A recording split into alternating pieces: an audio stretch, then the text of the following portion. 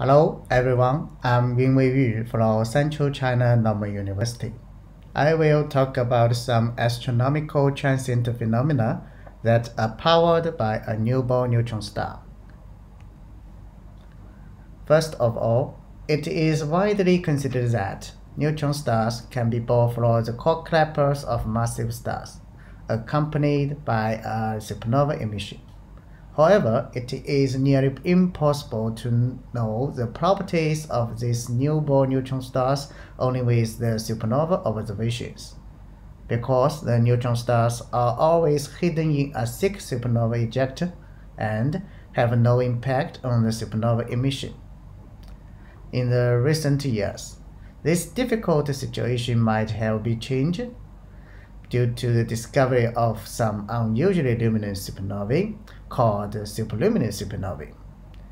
These supernovae are always too luminous to be explained by the traditional supernova models, such as the radioactive power scenario. In principle, for some extremely massive stars, a so-called pair instability supernova process could still happen, and in this case, an ultra-high mass of Nico 56 could be produced. However, this model still cannot explain the rapid increase of the superluminous supernova light curves.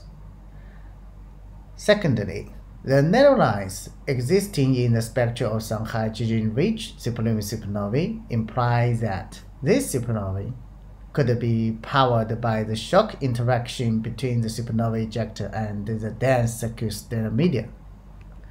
Finally, of more interest here, for the most observed hydrogen-poor superluminous supernovae, they actually can be powered by a long-lived central engine, specifically by a spinning down millisecond magnetar.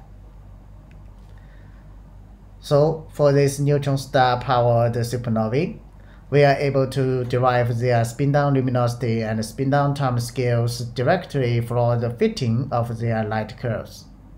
Moreover, the magnetic field strength and the initial spin periods of the neutron stars can be further obtained. As a result, we can find that the neutron stars forming from the superluminous supernovae are all millisecond magnetars. The magnetic field strengths are generally higher than the critical field strength of electron Landau quantization, and the spin periods range from 1 millisecond to 10 milliseconds. These parameter values make these newborn neutron stars completely different from those discovered in our galaxy through pulsar observations. We can further find that the widers of the light curves of the superluminous supernovae are mainly determined by the magnetic field of the neutron stars. So, if their magnetic fields have a bimodal distribution, the resultant superluminous supernovae can naturally be divided into two subclasses, including the slow-evolving and the fast-evolving ones. It is interesting to mention that long-duration gamma-ray bursts also belong to an explosive phenomena due to the core clappers of massive stars. Because of the discovery of the shallow decay and plateau features in their afterglow light curves, the remnant objects of long GRBs are also widely believed to be millisecond magnetars. These magnetars can continuously release energy through their spin down and injected this energy into the GRB jet. Additionally, some intermittent activities of the magnetars, for example, some magnetic reconnections, can also be used to explain the observed sharp afterglow flares. In more detail, the influence of the remnant neutron star on the GRB afterglow emission is mainly by means of the interaction between the magnetar wind and the GRB jet. So, besides injecting energy into the jet, the magnetar wind can actually contribute an extra afterglow component by itself. So the diversity of the observed GRB afterglow light curves is a natural result of the combination of the jet shock emission and the magnetar wind emission. Anyway, then we can use the GRB afterglow observations to derive the fundamental parameters of their neutron stars, just as we do for superluminous supernovae. Then it is necessary to ask whether the long GRBs and the superluminous supernovae have some possible connections, intrinsic connections, or even an identical origin. Moreover, what causes the differences between these two different phenomena? According to the distributions of their neutron star parameters, a united origin model can be summarized here. In this picture, we suggested that the magnetic fields of the neutron stars could play the most important role in determining the difference between the different phenomena. For long GRBs, their magnetic fields are roughly within the range of 10 to 300 times of the lambda critical field. These fields are generally much higher than those of the superluminous supernova neutron stars. This difference indicates that an ultra-high magnetic field is definitely necessary for the formation of a relativistic GRB jet. Different from the long GRBs, short GRBs are believed to originate from the mergers of double neutron stars or a neutron star and a black hole. This hypothesis had been confirmed by the gravitational wave detection in the year of 2017. Because of the high masses of the merged product, the merged product are usually suggested to be a black hole. However, what I wanted to emphasize here is that the shallow decay, plateau, and flare afterglow features actually also widely exist in the afterglows of a remarkable number of short GRBs.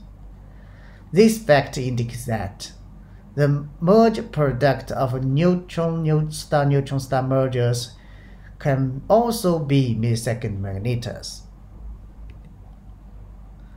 Following this consideration, we suggested that the wind from the post-merge neutron stars can also interact with the isotropic merger ejector other than the GRB jet. This merge ejector is very different from the GRB jet. It is very opaque at the early time and thus can completely absorb the energy from the magnetar wind.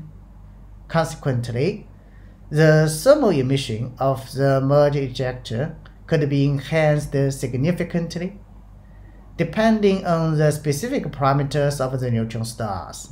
The luminosity of the merge ejector emission can vary in a wide range.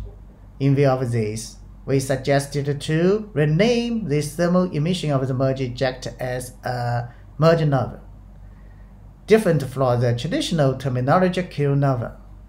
Kilonova only refers to the thermal emission of the merge ejector powered by the radioactivity of the R-process elements. The first confirmed neutron star merge event detected by the gravitational wave detector provided us a very special opportunity to explore the nature of the merge product. In the GW170817 event, an optical transient AT2017gfo was captured by the follow-up observations. Preliminarily, this optical transient emission was widely suggested to be a radioactivity-powered kilonova.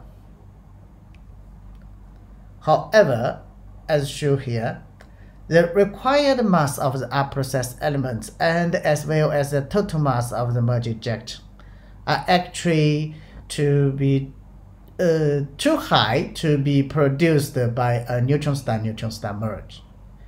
At the same time, the required opacity of the merge ejector is also too small to be consistent with the theoretical prediction. These difficulties of the kilonova model can be overcome with a post-merge neutron star. It should be pointed out that the existence of such a post-merge neutron star actually has not been ruled out, even though many people thought the merge product could be a black hole. By invoking such a post-merge neutron star, we proposed two scenarios for explaining the optical transient emission. In one scenario, we suggested the optical emission is powered by the radioactivity and the neutron star spin-down subsequently. The spin-down effect was delayed just because all of the spin-down energy should be diffused from the bottom of the merge ejector. In the second scenario, we even suggested that the AT2017gfo emission can be always powered by the neutron star spin-down. In this case, the stringent constraint on the ejector masses can be loosed completely. Anyway, in our opinion, this optical transient emission actually offered an evidence for the existence of a long-lived massive neutron star in the GW170817 event. The mass of this neutron star is about 2.5 solar mass, actually giving a stringent constraint on the equational state of the post-merge neutron stars. This mass provides a lower limit of the maximum mass of neutron stars rather than an upper limit. Recently, some authors fitted the optical data in more detail and revealed a significant non-thermal emission component. This component can be naturally explained by the termination shock emission of the magnetar wind. So the existence of this non-thermal emission gives further support to the existence of the post-merge neutron star. In addition, the possible X-ray flare appearing about 150 days after the GW170817 event gives further support, because it is nearly impossible to be produced by a black hole. In contrast to the highly beamed GRB emission, in principle, we should have much more chance to detect the isotropic Mergernovae emission, and this Mergernovae is probably unassociated by a short GRB. In recent years, some fast-evolving luminous optical transients have been indeed discovered by some high-cadence transient surveys. The high luminosity and the short time scale of these transients make them very different from the normal supernovae. The fittings of the observational data demonstrate that these optical transients can be well explained by a low-mass ejector powered by a newborn neutron star. This result indicates these transients could originate from a compact object system, for example, mergers of double neutron stars. In other words, this unusual optical transient could just be candidates of orphan Mergernovae. These Mergernovae are unassociated with a short GRB.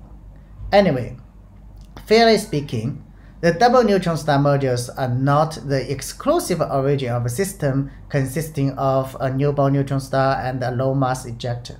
A very competitive scenario is the accretion-induced collapse of white dwarfs. For an accreting white dwarf, as its mass increases toward the transuranic limit, a type 1a supernova is usually expected. However, sometimes this white dwarf would alternatively collapse into a neutron star and simultaneously eject a small mass of material. Then, for this ejected material, a Mergernovae-like transient can be expected.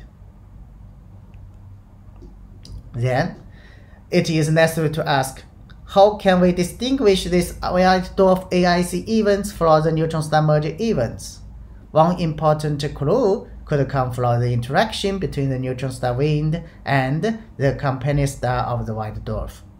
This interaction could produce some unusual X-ray emission. These multivalence AIC emissions might have appeared in some observations. For example, the very interesting transient AT2018 Neutron, its hard X-ray emission lasts about 10 days and disappeared abruptly. Okay, this is the summary of my talk.